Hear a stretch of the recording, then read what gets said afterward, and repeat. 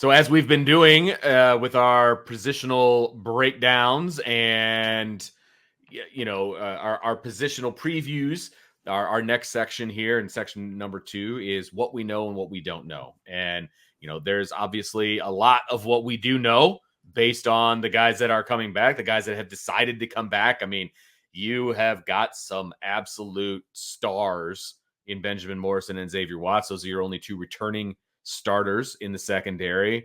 And thank goodness Xavier Watts decided to come back. I will just say that, because otherwise Notre Dame would be looking at 4 out of the 5 new faces in the secondary. And I love the fact that the reigning defensive player of the year nationally decided to come back to Notre Dame and really hone in his craft. And so, we know who Benjamin Morrison is. We know who Xavier Watts is. They're preseason All-Americans. These are the guys that are the leaders on this defense, in this secondary, on this team, frankly, as well. And I mentioned it in our practice report yesterday, just watching Xavier Watts go through, even just drills and things like that. He just has an ease about him. You can just tell mentally he's in a good place. You can just tell that physically he knows where he's supposed to be. He's doing what he's supposed to do. I mean, this is, I don't want to say this is his victory lap at Notre Dame,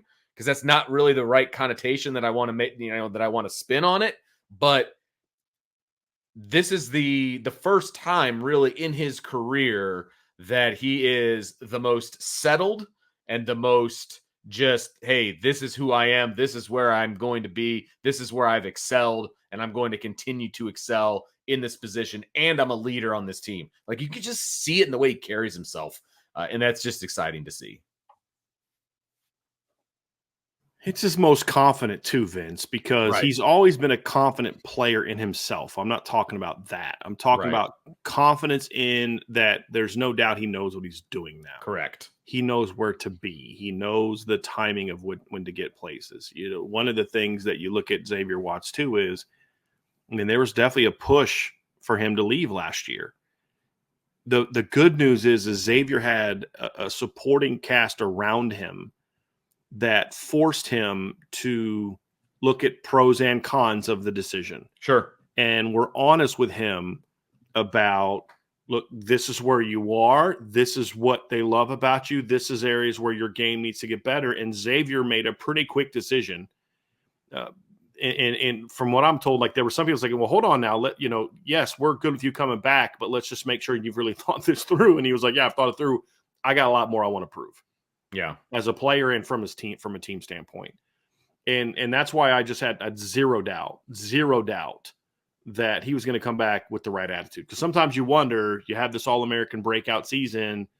Do you start thinking you're the man now and you can maybe not have to work as hard this day, or this is going to get handed to you, or this is the entitlement thing that you think you deserve because you were an All-American last year. Right. I've heard zero of that about Xavier Watts. And his whole process for making a decision to come back is kind of why you feel comfortable with that. Now, does that mean he's going to play as well as he did last year? It doesn't guarantee it. It just means if he doesn't, it's not going to be because of a lack of effort. Right. Now, when you look at Xavier Watts, we've talked about this before, Vince, I don't expect his numbers to be the same as last year when it comes to interceptions. It would be hard. It would be difficult. Yes. He tied for the nation lead. You don't see that. I've pointed this out before. I made sure that the right people knew this, during this decision-making process. But, I've pointed this out before, but Todd Light, when he kind of broke out in 1989 as a star player at Notre Dame, had 8 interceptions. He was a unanimous All-American, Todd Light was. And, obviously just a heck of a player, right? Comes back the next year at Notre Dame after being a unanimous All-American in 1989, and he has 2 interceptions.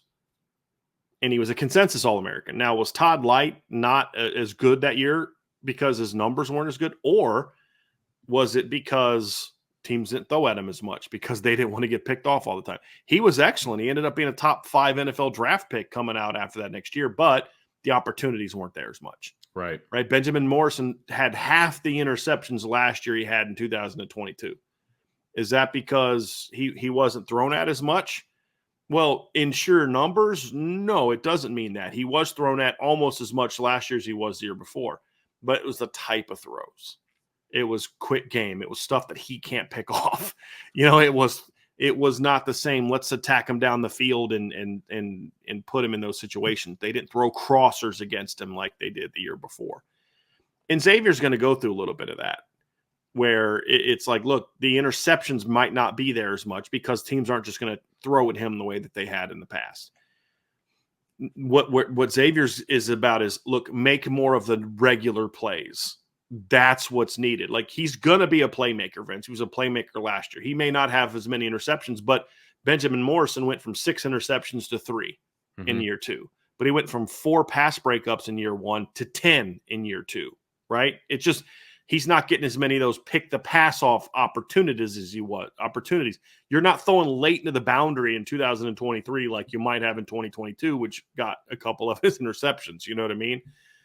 But you're still plenty of chance of him to make plays on the football, and he made a lot of plays on the football. And Xavier's going to get plenty of chances to make those type of plays. So have that big hit that knocks the ball out, the pass breakup, jumping a crossing route that takes away what a quarterback wants to do. He then has to go to his next read, and all of a sudden somebody else gets an interception, where in reality Xavier forced that by jumping the quarterback's number one option, right, and throwing somewhere else. And then, of course, the last thing is going to be tackling. That's the biggest thing for Xavier Watts this year, Vince, that he's going to have to prove upon is tackling. He tied for the team lead last year in missed tackles. And that's something that I want and need to see him get better at this season is be a more sure tackler. And that's one of those things that does come with experience, because he's not a guy that's played a ton of safety in college. He was a guy that played receiver his first 2 years, then played both positions in 2021. And even I think it was early in 2022, they were still cross-training him because of the lack of depth at receiver. Even in 2022, he was still having to play both ways. So that's going to be the big thing for Xavier. But at the very minimum, he's going to be an excellent player once again. And you need to see, you need to see him continue to improve his game and build on the things that he's going to be asked to do and thrive at it. And then with Benjamin Morrison, same thing. It's like, look, teams aren't going to go at you as a whole lot. You've got to be patient. You've got to be consistent. You've got to trust yourself better. Don't get grabby like you did at times last year. And then when the time comes for you to make a play, you got to go make a play, but you're just not going to get as many of those opportunities, assuming he's healthy. So when you talk about the knowns, Vince, there aren't a lot of teams. I mean, Ohio State can say this.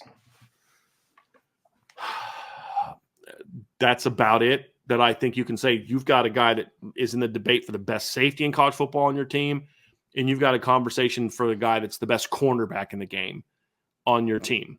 And because Ohio State's got Caleb Downs and Denzel Burke. Notre Dame's got Xavier Watts and Benjamin Morrison. I really think those, now Georgia's got a debate for the best safety in the game, and Malachi Starks, and Iowa's got, debate about the best corner in the game with the kid they have, and Michigan's got one of the best corners in the game in Will Johnson, but especially with Rod Moore being hurt, they don't have the safety that you can look at and say, hey, that's, so that's what I'm saying is there's nobody else outside of Ohio State that you can look at and say, you've got two of the very best in the business, one at safety, one at cornerback. And when you talk about what we know, that's a pretty great flipping place to start, Vince, when you can have that. Heck yeah, it is. There's no doubt about it. And I love sitting here and being excited about those two guys because it, just like in college football, that we've been following forever, right? You only get to enjoy certain players for a certain amount of time. So live in the moment and enjoy them while they're here. You know what I mean? Because there's a really good chance that both of these guys are going to be off in the NFL next year. And, that's great for them. That's awesome. And then the next set of guys get to do their thing at Notre Dame. And that's one of the things I love about college football. But live in the now and enjoy having these guys on your team right now and what they're going to be able to do for this team, both on the field and then in leadership positions and all of that. So it's just going to be a fun season when it comes to those two guys. There's no doubt about that. Now, another thing that we know about this secondary is when we're talking about Ben Morrison, we're talking about Xavier Watts, that's your experience. Those are your guys. And then you bring in a couple of guys from the transfer portal who also have a ton of experience. And then you've got a bit of a youth movement. So you've kind of got the best of all worlds, if you want to put it that way. You've got a combination of youth and experience and athleticism that I think, if everything goes well, it's going to just mesh very, very nicely. Yeah, because like Notre Dame at linebackers in a situation where they've got one veteran. Right. That's and everybody else is young. That's it.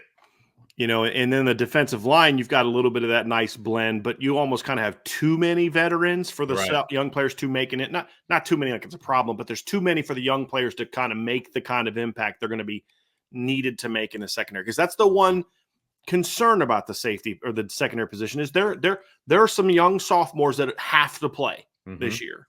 Like Christian Gray has to play, whether that's as a starter or as a backup, but he's going to have to play. Don Schuler is going to have to play. Luke Couch is going to have to play. They don't have anybody else. Right. That's a concern. But in this situation, Vince, to your point, you've got Benjamin Morrison as a leader by example at the corner position. You've got Jordan Clark, who's a sixth-year player that's been a captain. You've got Rod Hurd, who's a fifth-year player. And I'm going to look this up, Vince, but I thought – I could be wrong. I know Jordan Clark was a captain, but I thought Rod Hurd was also a captain at Northwestern. Really? Yes, he was a team captain at Northwestern last year. Okay. Yes, I just looked it up. Wow. And then Xavier Watts obviously is a leader. So you've got two new guys coming into your lineup, a fifth-year guy and a sixth-year guy, and they both served as team captains on their football teams. And I'm pretty sure Jordan Clark was as well. I'm just going to look that up real quick because I could be mistaken on that one as well. But that's a good place to be, Vince, because now you're not asking those young guys like with Drake Bowen, for example, middle linebacker. You know, Drake Bowen is a guy that you look at and say, "Hey, man, like you're in a situation, Vince, where, dude, you're the Mike. I mean, I know we got Jack as a team leader, but you're the Mike. You've got to be a leader. You've got to do this. You've got to do that. Like we need you to do more than just your job." You've got to do the job of what a quarterback just can't do his job. He's got to set protections. He's got to get guys lined up. He's got to make sure that the boundary receivers at the proper depth outside the tackle. He's got to make sure that the guys outside are both on the line. Like you've got to do all that stuff because I've always felt this as a quarterback. Like when I coached, I mean, obviously when I coached receivers, it was different. I would get on my guys for making mistakes. I wasn't like, well, the quarterback was supposed to tell you. No. But when I was a quarterback and a quarterback's coach, it was absolutely, if they're lined up wrong, that's on you. Because you determine when the ball snapped. I mean, literally no one else determines when the ball snapped because the center's not going to snap it till you tell them to. So if guys aren't lined up, that's on you. Mm-hmm. You know, like that's what certain positions are asked to do. With the young players in the secondary, there's not as much of that. You don't need Christian Gray to be vocal or be elite. You just go do your job. You don't need a Don Schuler and Luke Talich to be that guy. Now, what we've seen from Adon in practice is Adon is just that guy anyway, but you don't need him to be that. Meaning if he's going to be that, it's just natural for him. And which means, because when you force a guy to have to do more than he's maybe ready to do, that only adds pressure to him. When a guy's just naturally that way, Don's just naturally that kind of way, then it's not an extra burden on him. It's Adon being Adon. Right. You know, and so like that was a little bit of what the issue was for Luke Talich last year is Luke wasn't ready yet, but they needed him to be ready. So they pushed things on him. And I think it overwhelmed him a little bit early as he's gotten more experience. He's better now. And now you look at him and I'm watching drills yesterday and I'm watching Luke go up to, I think it was Tabron Benny Powell in practice yesterday. And Luke's going up to him and saying like, hey, you got to do this. You got to think. And now Luke's coaching the young guys up. He's now, you know, he's just a sophomore. All right. He's only been in the program for a year. Because that's the difference between when you've got things thrust on you. But even still within that, Luke still doesn't have to be that guy. He has chosen to kind of take on a more vocal role. Good for him. But it's not needed in the way that it is for Drake. Sure. Or the way that it would be for Kenny or CJ if they were thrust into the quarterback role. So that's a little bit of the difference because you do have those veterans. You've got Xavier Watts, who I think will be a captain this year, just a prediction. Yeah, I think you've got Rod Hurd. You've got Jordan Clark. And I'm reading this article now, and I believe that Jordan Clark was, in fact, also a captain for them last year. Yes, he was a team captain this past season. So you've got two guys that have been team captains and another guy that I think will be a team captain in your secondary. That takes a lot of the pressure off of Christian Gray and Adon Schuler and guys like that. They just go out and play. It's a lot different where like let's say you lose Jack Kaiser for some reason, or let's say Jack Kaiser's off the field. Now you got a lot of guys that are being asked to be leaders, and it's like, are they ready for that? In the secondary, what are the odds that Jordan Clark, Rod Hurd, and Xavier Watts are all off the field at the same time in a non-blowout situation? I was going to say 0. Right. There's no way. You're always going to have at least one. Yeah. And so I think that veteran experience is going to be huge for the younger players. And that's something that is a known about this team that makes you feel confident that they're not going to have as many of the mistakes that come from youthfulness that you would normally have when you're replacing departed starters. It's not often you replace a departed fifth-year senior, departed sixth-year senior with a fifth-year senior and a sixth-year senior. Right. And that's what they're doing. It's usually you replace a guy, like corner. Cam Hart's gone, and you're going to replace him with a sophomore or a junior. Yeah, you know what I mean? Maybe a sophomore. You look at Joe Alt leaves, and you were going to replace him with a redshirt freshman until before Charles Jagusah got hurt. Like, that's normally how it goes. You lose Audric Estime, and you're replacing him with a sophomore and a redshirt sophomore. That's normally how it goes. Where in Notre Dame's case, they're losing a fifth-year senior at nickel, and they're replacing him with a sixth-year senior. They're losing a sixth-year senior at safety, and they're replacing him with a fifth-year senior. Like, okay. Like, youth won't be an excuse for why Notre Dame isn't good in the secondary this year. No, not at all. And you know who's not going to take any of those excuses? Mike Mickens, the other known, Marcus Freeman. I was going to say, the other known that we have is that they've got arguably, and maybe not even an argument, one of the best secondary coaches in the country in Mike Mickens. And he has proved himself not only at Notre Dame, but also his previous stops and who he's been able to identify in the recruiting world, bringing them in and then coaching them up to be who they are. And again, we kind of dove into it a little bit, so I don't want to rehash it completely, in the first segment, but look, Mike Mickens now is in charge of the entire secondary, not just the cornerback group. And my opinion, and I believe you share the same opinion, is that he is going to raise the level of play across the board. And now that his Midas touch is not just on the corners, but on the entire secondary. I don't want to say that he's definitely going to raise the level of play. Okay. Because I feel like that comes across as a slap at Chris O'Leary. And that is not in my attention at all. I know it's not. Yeah. I know it's not. That's why I'm being clear. Yeah, I appreciate that. I think Chris O'Leary did a heck of a job. Me too. Coaching the safeties last year. I was a big fan. However, there were times when there was communication that wasn't quite what it needed to be, especially in the run game and with some adjustments, some post-snap adjustments, because you have Chris O'Leary coaching him one way, Mike Mickens coaching him in another way. Now that's eliminated. One of the things I had in the big summer intel piece, Vince, was there's a lot more camaraderie within the entire secondary than there was last year. Like last year, the safeties hung out together and the corners hung out together by and large. Now they were all friends, but when I mean hang out together, I mean in football terms. Like, right. When they would go to the coach's house, the safeties go to Chris O'Leary's house, and the corners would go to Mike Mickens' house. When they were in meetings together, the safeties went with the Chris O'Leary and the corners went with Mike Mickens. So I'm not saying like they didn't hang out and they weren't friends off the field. I'm just saying like in a football sense, they weren't together a whole lot. Right. Except when they got out on the field. Now they're together all the time. When they went to a coach's house this summer, the whole secondary went over to Mike Mickens' house. Right. When they're in meetings together, summer, fall, spring, whenever, they're with Mike Mickens. So there's more unity of a voice, which to me means, okay, you're at least going to raise, you're going to raise the level of communication and hopefully continue the excellence that was true of the two position coaches. And so I just want to, and I know that's where you're coming from because we've talked about that, but I don't want it to seem like, well, they're better off without Chris O'Leary, as a coach. I guess there's a reason Jim Harbaugh hired him. Jim Harbaugh likes teachers, and Chris O'Leary is a good football coach. Correct. But if you're going to make this move to replace him, this was a good, smart move to replace him, in my opinion. Right. Because there are some advantages to having one coach in the secondary as long as the structure is in place. And one thing that I know about Mike Mickens, Vince, is Mike Mickens has a plan. He is a very he's like a chess player in football. He's always kind of thinking a couple moves ahead. And I'm doing this because I want to get to here. And so he's going to have a plan in place. And from what I also know of Mike Mickens, he's not one of those coaches that cares about, getting the glory.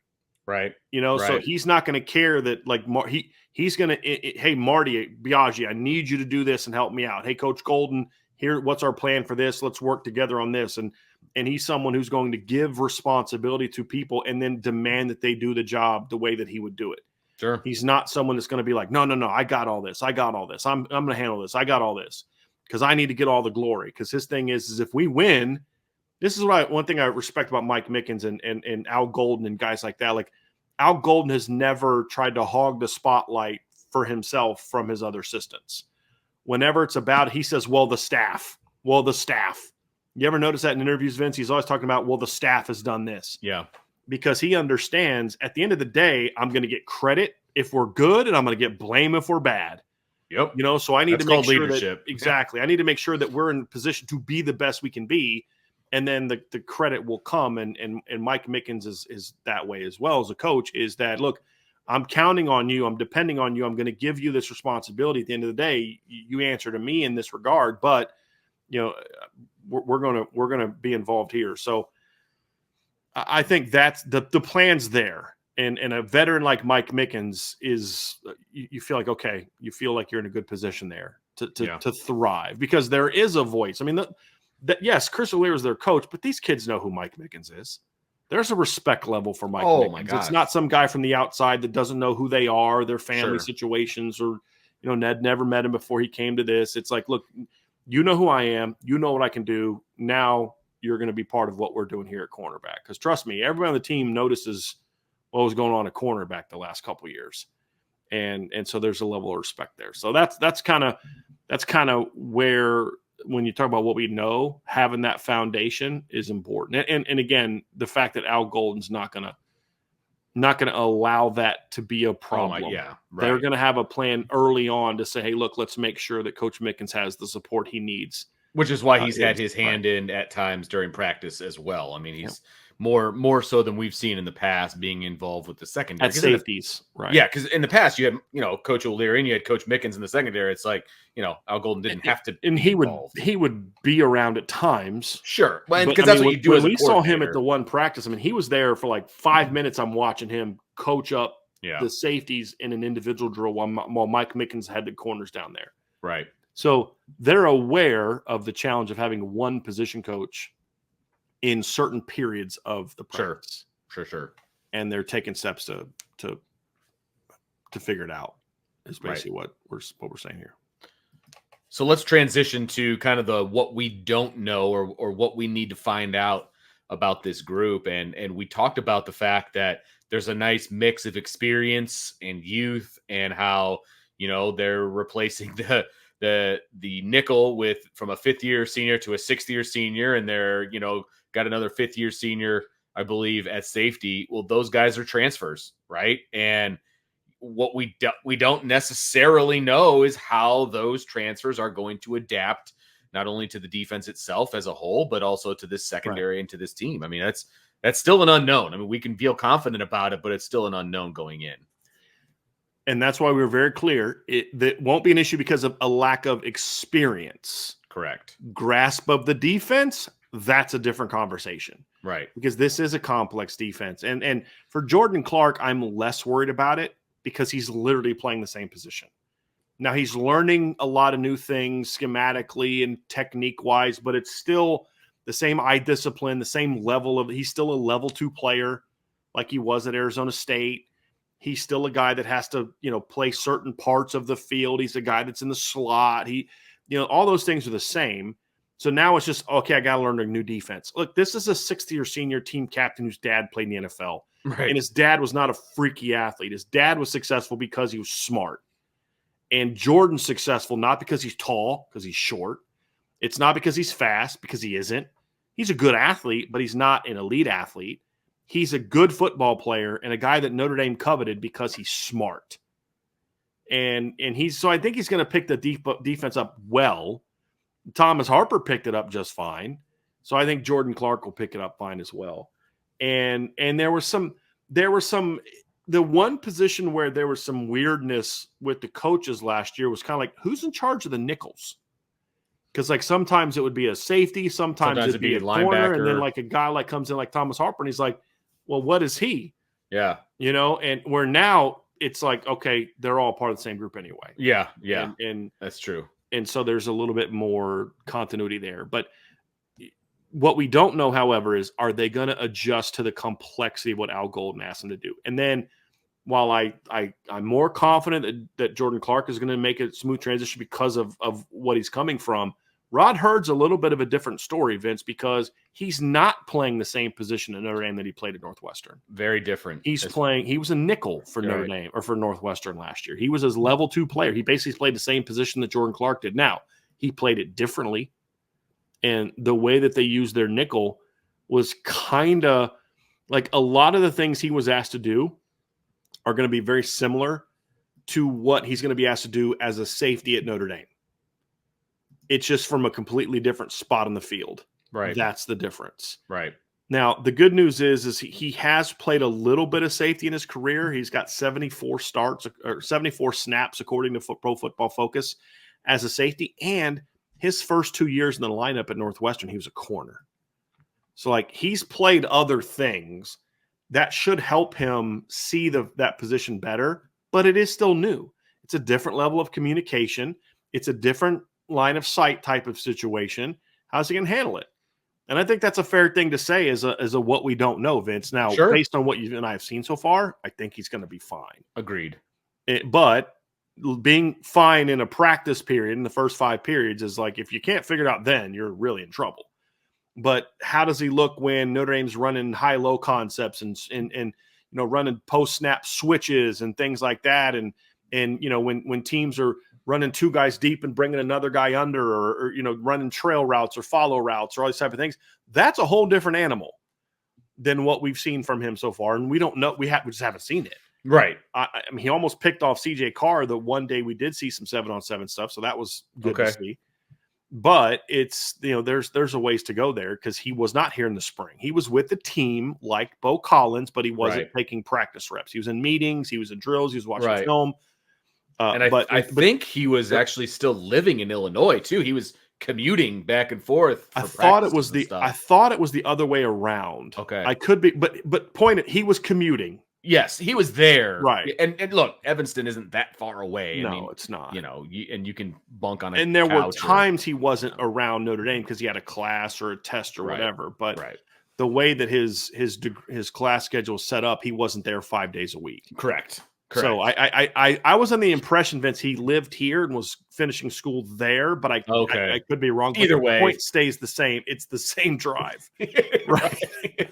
Exactly. You know what I mean? Yes. It's just where he put his head down at night might be different, right? And it doesn't matter one way or the other. But no, it doesn't. The point, however, is that there was a lot of that back and forth. Yeah, which is a lot to juggle. Bo was able to do some things like from distance. Correct. Rod had to be in person because Bo was working on an undergrad. Rod was working on a master's. That's the difference. Then there's a difference there. Yeah, and it's a little easier to kind of finishing up some of your credits online when you're finishing up your undergrad degree, than it is getting a master's. Right.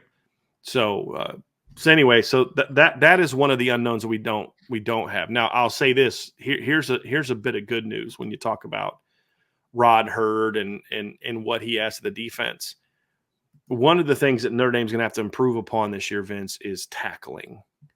This team is going to have to do a better job when it comes to tackling. They were not a good tackling team last year, as we've talked about. Jordan Clark, obviously, is a guy that needs to improve in that regard as well from what we saw in him on film. But Rod Hurd was a very good tackler at Northwestern. So here's some numbers for you, Vince. I love numbers. So this is according to Pro Football Focus, right? Last year, they had Rod Hurd down as playing 853 snaps. Xavier Watts played 708 snaps. So that is what? 150 difference. 145. Yeah. If I'm doing the math correctly. Xavier Watts had 13 missed tackles last year. Rod Hurd had 10. So if you look at his missed tackle percentage, and Pro Football Focus does a percentage of what your missed tackle percentage is, missed tackles compared to opportunities. They had Xavier Watts as an 18.8% missed tackle percentage, and obviously the lower, the better. Right. And let's see what DJ Brown last year had a 13% missed tackle percentage, and Ramon Henderson was at 17.6. Rod Hurd was at 10% last year, missed tackle percentage. So he had a much lower missed tackle rate last year than he had in previous seasons, but then also compared to what Notre Dame had. Here's another little note for you, Vince. He had 34 run stops last year in that defense. And Notre Dame starting Rover last year had 17. And so like when that's obviously very productive. And if you kind of like to see that. Now, that's Thomas Harper played a lot less snaps, but my point is he had a lot of opportunities to make a lot of tackles, which means you also have opportunities to miss tackles, right? And he didn't. He was a very steady tackler last season. Now you hope he can continue that and take that into this season. He's a better athlete than what they had last year in the starting lineup, and he's a lot smarter than what they had coming off the bench. I don't mean Ramon wasn't a smart human being, but Ramon just wasn't a real smart, instinctive football player. I mean, you and I both know, Vince, I've met some wicked smart people as human beings, great kids, great people, very book smart. Football is not their thing. Just like you and I have both met some people that, can I'm just be harsh about it, not very intelligent in any other area, but they are wicked smart when it comes to X's and O's and things like that. Right. They can barely tie their own shoes, but they're really smart when it comes. Believe me, we've all met those kinds of people, and it blows my mind. Right. But it's not surprising. I mean, just like some people are great at math, but not great at science. Yeah. I mean, it's just like, this is your passion. This is the gift that you were given, and you are going to maximize it. And you prioritized it. Maybe you should have prioritized some other things or whatever, but you and I have met this where some kids just don't have that feel for the game. I mean, I coached a receiver when I was at Christopher Newport. That was, our best athlete. He was a dynamic athlete. Legit 4.5 at that level, like borderline 4.0 student. The hardest kid I had to coach, not just because he was stubborn, but he didn't have that natural feel for football. Do what you're asking him to do. Right.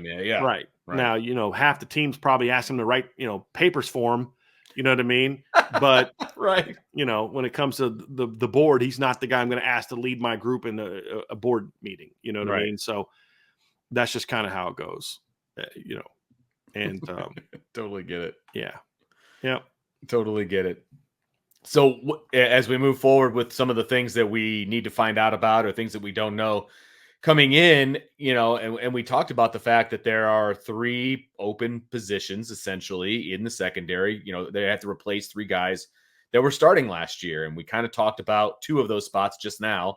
Well, the 3rd spot is huge shoes to fill, frankly. Biggest of all of them. Massive shoes to fill. Absolutely. And it's Cam Hart. And they're going to have to replace Cam Hart. And can they replace Cam Hart in the aggregate? Using some Moneyball terms, can 2 guys replace what Cam Hart was able to do from a productivity standpoint? Is there one guy that's going to be able to do it? Can they do it at all? I think that's a really, really good question, and something we're going to have to find out about, because Cam Hart for the past 2 years was just really, really good. Like Cam had a bit of a hamstring injury at the beginning of 2022, and he wasn't great early. But when he got healthy around the week after the Carolina game, by the end of the year, he was brilliant. He was amazing down the stretch. And then, of course, last year was just excellent. Right. He, to me, is the hardest guy to replace in the secondary, if not the entire defense. The only other guy that, to me, is even in the conversation is J.D. Bertrand, absolutely. Just because of all the different things that J.D. brought to the table. Like, those are the 2 biggest shoes to fill on defense, with all due respect. And and part of that's because, at some of those positions, you're bringing in veterans. You're bringing in R.J. Oben to replace, John Baptiste. Now, if Josh Burnham also steps up, Bryce Young, that's great. But, that's your insurance policy. Same with Rod Hurd. Same with Jordan Clark. And here now it's like, okay, you feel like, but what I will say about this position, Vince, I do feel like there's a good floor here.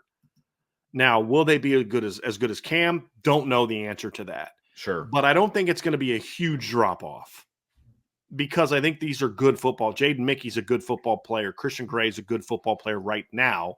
Are they top level football players like Cam was last year? That's more up for debate. But it's not going to go from like when Julian Love got hurt in 2018, it's like, go on the attack. Like they can't, but the question is, okay, but how good can they be? I think that's really the question mark. And I think Jaden Mickey has a higher floor than Christian Gray. Christian Gray has a significantly higher ceiling. But is Christian going to be ready to show that this year? Is he going to be ready to show? Is he just going to be good this year and becomes a star next year? That's going to be the question. Christian's got to be locked in. He's got to put in the work. He's got to, work on perfecting his craft, all the things that young players need to focus on to turn their talent into production. And that's not specific to Christian, like he doesn't do those things. That's just true of all talented young players. Can he do as a sophomore kind of what Benjamin did as a sophomore? Right. That's really the question. And I think he physically and talent-wise, he's capable of it. The difference is Benjamin was thrust into the spotlight day one at Notre Dame. And partly because he earned it, but partly because the cornerback depth chart wasn't very good. Right, exactly. Well, now Christian steps into a situation where you do have Cam and Benjamin and Jaden all coming back. He didn't have to play last year. But guess what? He still did. Game one, because it was like, this kid's got to play. So to a degree, Christian forced himself into that role. But here's the question, Vince, and you and I always talk about this. Just because you were good as a backup doesn't mean you're going to be good as a starter, because it's a whole different level of expectation.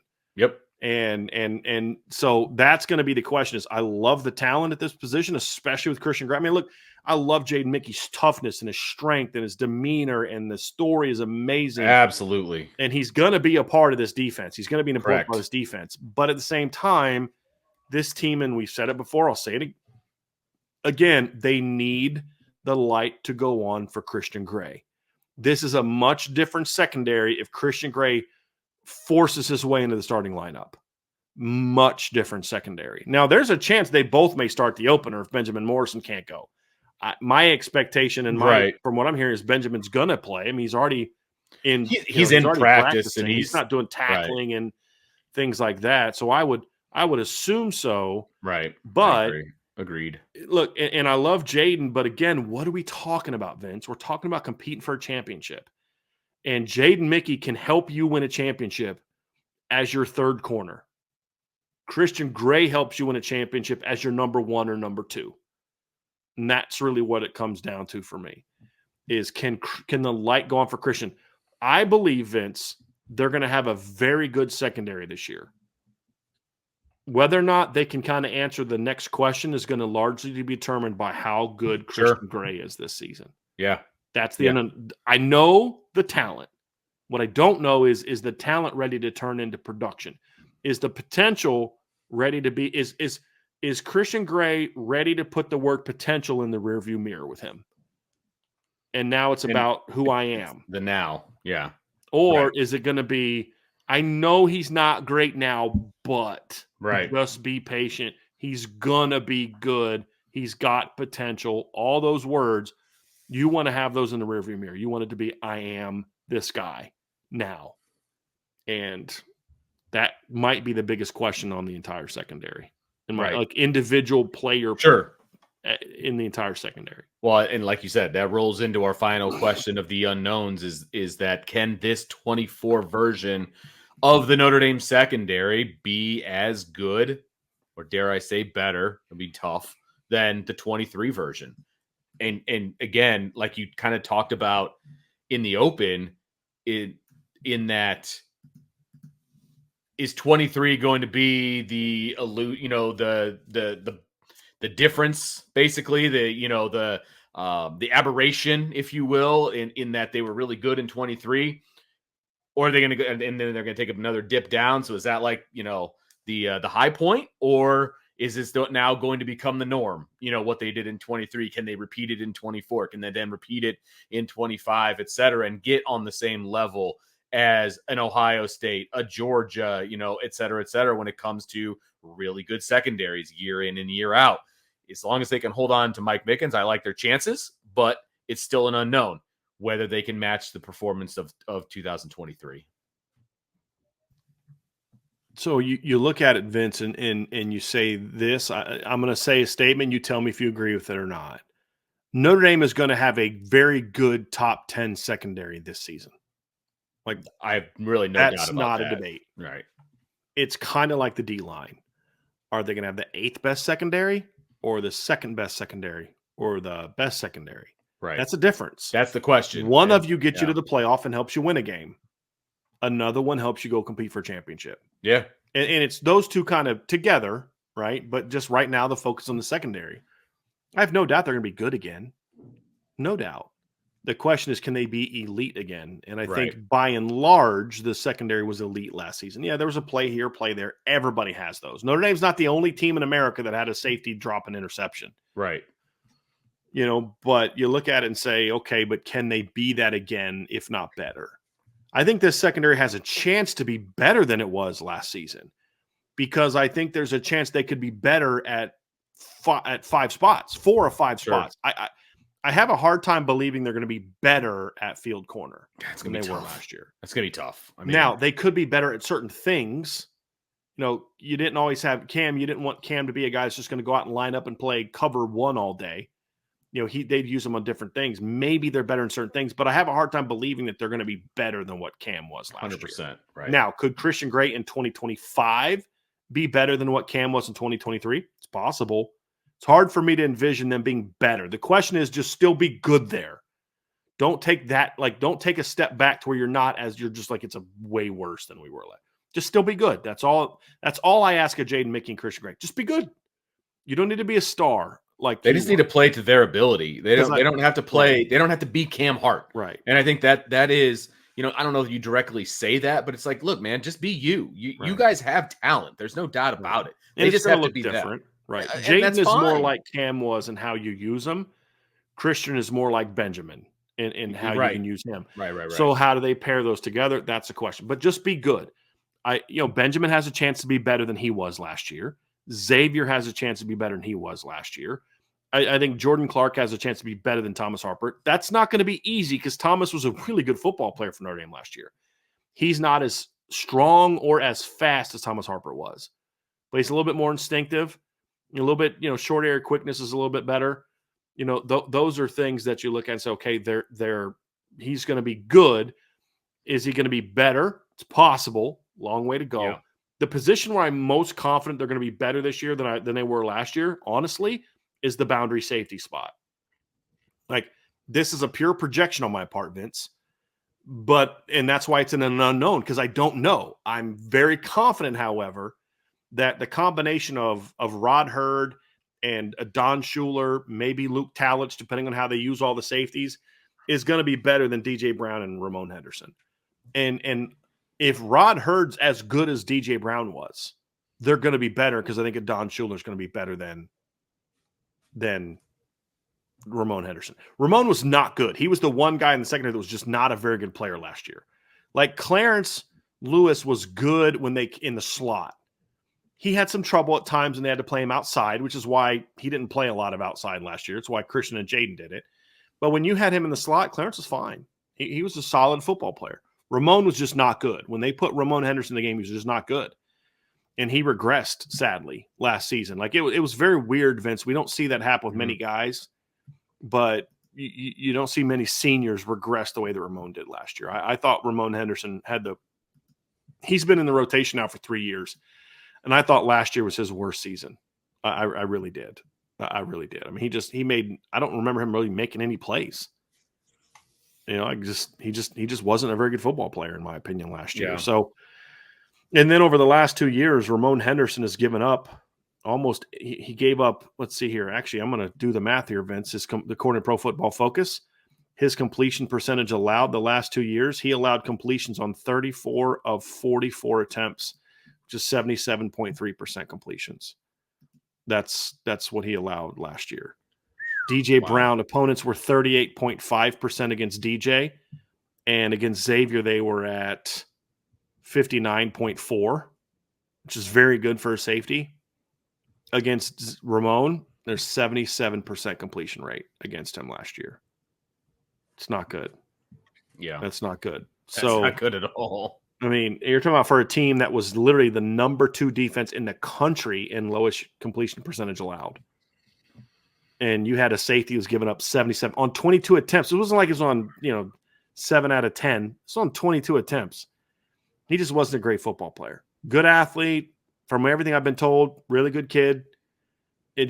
you're not winning championships with him as part of a key part of your first safety off the bench kind of guy. I have full confidence Radon Schuler day one is going to be a better player than Ramon Henderson was last year. Day one. Agreed.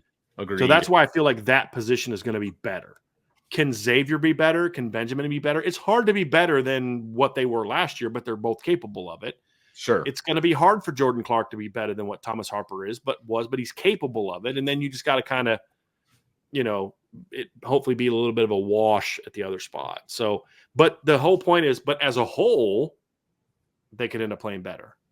And that's going to be the interesting part. Because I do believe this defense has more instinctive ball disruptors than they did last year. As great as Cam was, that was not a strength of his in this defense. Getting his hands on thrown passes. Forcing fumbles, as good as any DB in the country. Literally, statistically, and all those things. I think the coverage has a chance to be better this year. Just pure coverage with Christian.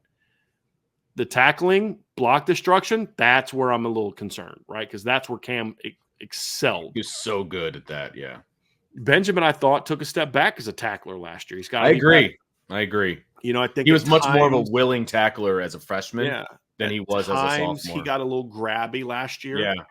Instead of trusting his technique. So those type of things need to improve as well. And so I do think there's room for I don't think Benjamin and Xavier are maxed out. That's the point. I don't think either one of them are maxed out. Agreed. And they need them to take a step this year. Now, they're not going to be astronomically better than they were. It's not possible. So then that's the question is, okay, are they as good as they were last year? As long as they're as good as they were last year, Vince, this is an elite secondary. Absolutely. Because last year they were a top 5 secondary, in my opinion, last year. No question. This year, right now, floor is top 10. That's where you can comfortably say they are now. To be a top 5 unit, again, maybe top 3, 2, 1, you're going to need some things to go well for you.